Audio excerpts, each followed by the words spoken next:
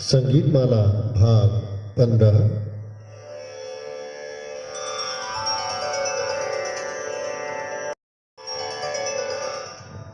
गायन शैलियाँ, जिसे हम आधुनिक प्रबंध गायन भी कहते हैं, आज उसी पर चर्चा है। ध्वनियों का व्यवस्थित क्रम जो मानव कंठ से निकला हो और जनमानस को रंजित करे, वह गायन है।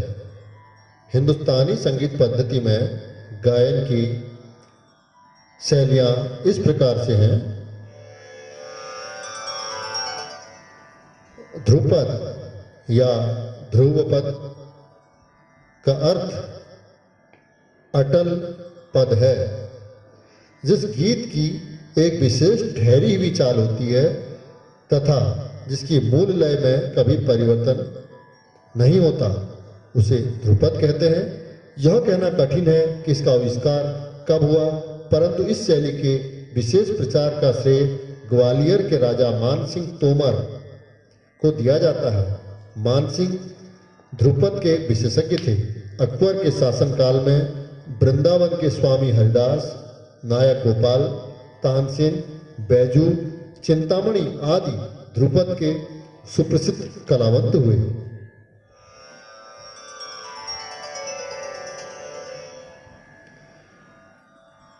ध्रुपद गंभीर और जोरदार गायकी है। ध्रुपद में स्थायी, अंतरा, संचारी और आभोग 4 भाग इसके होते हैं। इसे 4 ताल, तीव्रा, शूलफाक, ब्रह्मताल, रुद्रताल आदि में गाया जाता है। इसमें तानों का प्रयोग नहीं होता, किंतु दुगुन, तिगुन, चौगुन, बोलतान इत्यादि का प्रयोग होता है। ध्रुपद की 4 वाणियां। प्राचीन काल में ध्रुपद गायकों को कलावंत कहा जाता था। धीरे धीरे गायकों के भेद उनकी 4 वाणियों के अनुरूप माने गए। ये 4 वाणियां इस प्रकार हैं। गोबरहार वाणी, जिसे गौड़ीय वाणी गुनीजनों ने कहा है। खंडहार वाणी, फिर है डागुर वाणी, फिर है नौहार वाणी।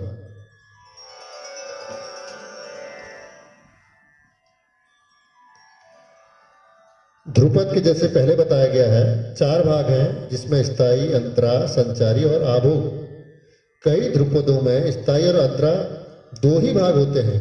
ध्रुपद की प्रकृति गंभीर है, इस कारण इसको विलंबित लय में गाया जाता है। ध्रुपद गायकी रागबद्ध एवं शास्त्र युक्त होती है। इसमें ख्याल की भांति आलाप और ताल करने की स्वतंत्रता नहीं है और इसमें दुगुन, तिगुन, चौगुन आदि लय कार्यों को गाकर चमत्कार दिखाया जाता है और अधिकतर चौताल या 4 ताल, शूलताल या शूलफाक, झंपा, तीव्रा, ब्रह्म, रुद्र, अष्टमंगल आदि तालों में से गाया जाता है। किसी राग में ध्रुपद का प्रारंभ करने से पहले उस राग का संपूर्णांग आलाप नोम, तोम, दाना, देरे, ना आदि अक्षरों के माध्यम से किया जाता है। गायन सीखने वाले विद्यार्थियों को ध्रुपद अवश्य रूप से सीखना चाहिए। धमार। गायन शैलियों में धमार, यह ध्रुपद शैली पर गाए जाने वाला एक प्रकार है। इसमें अधिकतर राधा कृष्ण तथा उनके साथ गोप गोपियों की फाल्गुन मास में होने वाली लीलाओं का वर्णन होता है तथा यह केवल धमार ताल में ही गाया जाता है। इस गीत में अधिकतर स्थायी और अंतरा 2 भाग होते हैं। इसमें ध्रुपद की अपेक्षा गंभीरता कम होती है। शब्द रचना भी सरल और अधिकांश श्रृंगार रस प्रधान है। धमार का उद्देश्य गंभीरता से हटकर वातावरण को रंगीन बनाना है। इसकी शैली लय प्रधान है। इसमें गीत के शब्दों को अलग अलग लयकारियों दुगुन, तिगुन, चौगुन आदि तथा बोल, तान अर्थात उपद अंग दिखाया जाता है।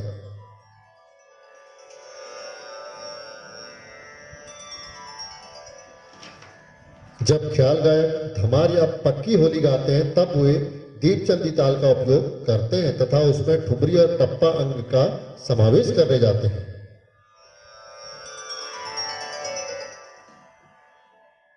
गायन की शैली ख्याल पर चर्चा करते हैं। ख्याल ख्याल उच्च कोटि का गायन शैली है जिसको संगीत समाज में सर्वोच्च स्थान प्राप्त है।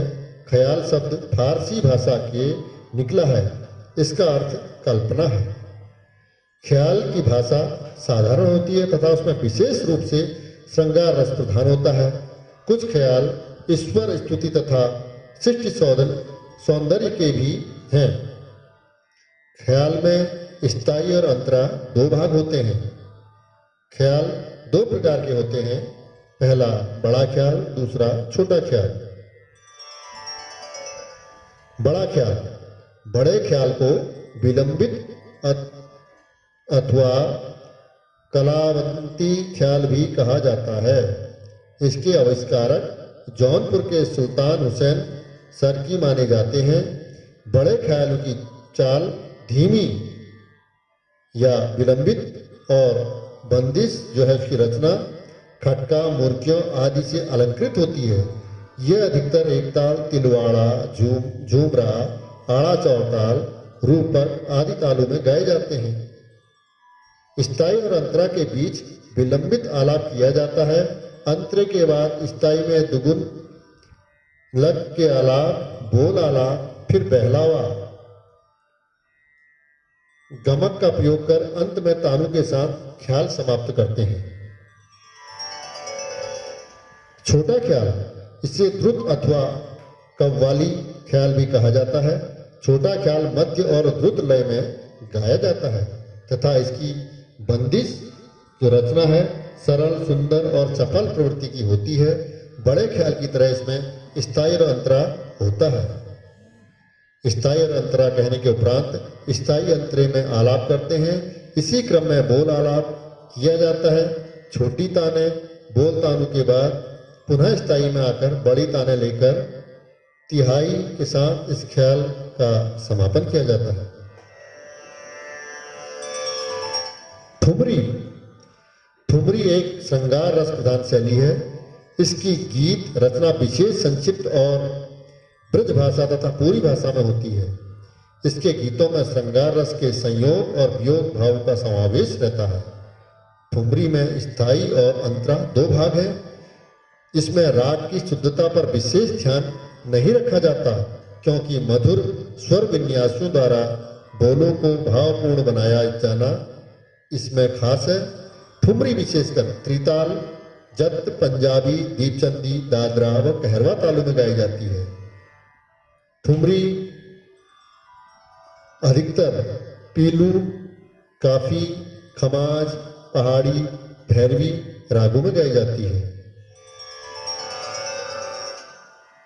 टप्पा टप्पे का आविष्कार आसिफ दौला के दरबार के गायक मियाँ गुलाम नबी सौरी मियाँ ने किया। पंजाब के पहाड़ी स्थानों में लोकगीतों से इस शैली का विकास हुआ माना जाता है। टप्पा श्रृंगार रस प्रधान, चंचल प्रकृति की मधुर किंतु कठिन गायन शैली है। इसकी गीत रचना संक्षिप्त तथा पंजाबी, हिंदी व उर्दू मिश्रित शब्दों की होती है। इसमें स्थायी व अंतरा दो भाग हैं। इसमें आलाप ना के बराबर तथा ताने अलंकारिक होती हैं। प्रत्येक शब्द के साथ छोटी छोटी पेचदार ताने और मुर्कियां ली जाती हैं। ठुमरी के समान भाव प्रदर्शन का अभिनय इसमें नहीं होता। इसमें गायन में विशेषकर पंजाबी ठेका अथवा टप्पा एक प्रकार का त्रिताल बजाई जाती है। ठुमरी की भांट टप्पा भी पीलू, काफी, खमाज, झिंझोटी, भैरवी इत्यादि रागों में गाया जाता है। तराना तराने में नोम तो, तेरे, ददानी इत्यादि शब्दों का प्रयोग किया जाता है। इसकी लय उत्तरोत्तर बढ़ती जाती है। इस गायकी में स्वर तथा लय की प्रधानता होती है।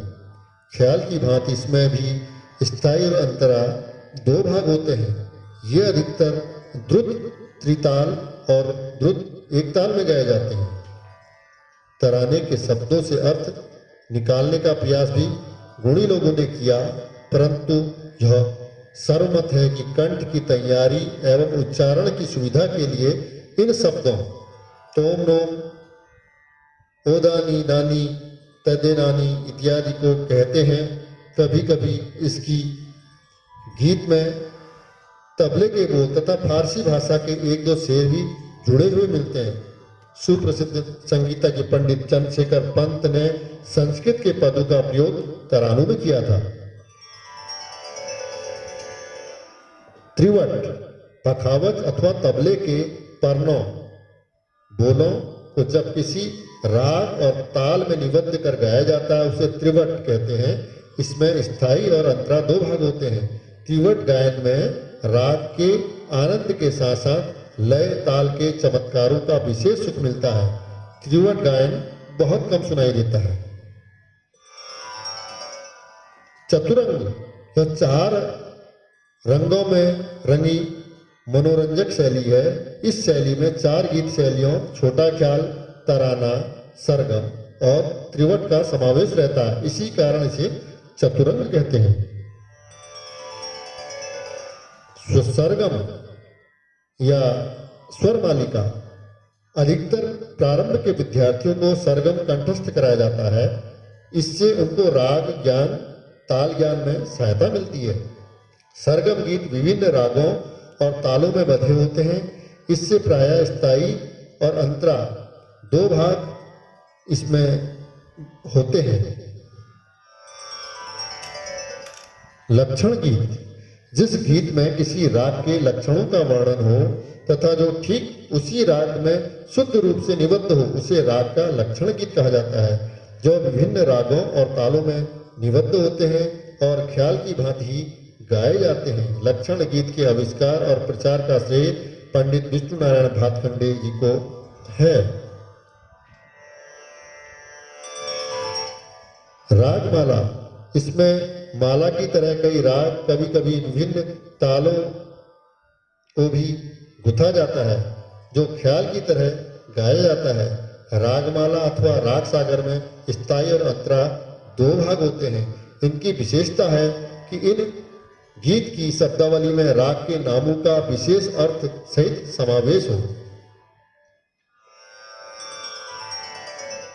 भजन भजन शब्द भजने जपने से समझा जाता है। ईश्वरोपासना संबंधी पदों को जब विभिन्न रागों व तालों में निबद्ध कर गाया जाता है उसे भजन कहते हैं। भजन में राग मर्यादा, राग नियम का विशेष ध्यान न रखते हुए मनोरंजक स्वरावलियों द्वारा भाव प्रदर्शन को महत्व दिया जाता है। गीत इसमें काव्य को लेकर उसके भाव के अनुकूल रागों व धुनों में निबद्ध कर गाया जाता है। ये गीत प्रकार सुगम गीत के अंतर्गत आते हैं।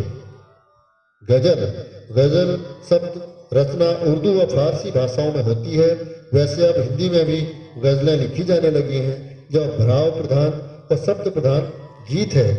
इसके अलावा प्रबंध शैलियों में तमाम चीजें हमको सुनने को मिलती हैं, जैसे दादरा है, सादरा है, कीर्तन, खमसा, लावनी, कजरा, कजरी, चैती और लोकगीतों के बहुत सारे प्रकार हैं। इस प्रकार आधुनिक प्रबंध गीतों में गीतों की जो विभिन्न शैलियां हैं उस पर ही हमारी आज की ये चर्चा है।